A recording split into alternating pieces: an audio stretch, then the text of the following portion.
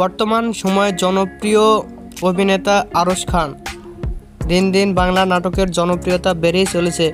সেই ধারাবাহিকতায় আবারও নতুন নাটক নিয়ে হাজির হয়েছেন জনপ্রিয় এই জুটি। নাটকটির নাম যত্ন। এই নাটকটিতে অভিনয় করেছেন বর্তমান সময়ের আলোচিত অভিনেতা আরশ খান সহ আরও অনেকে।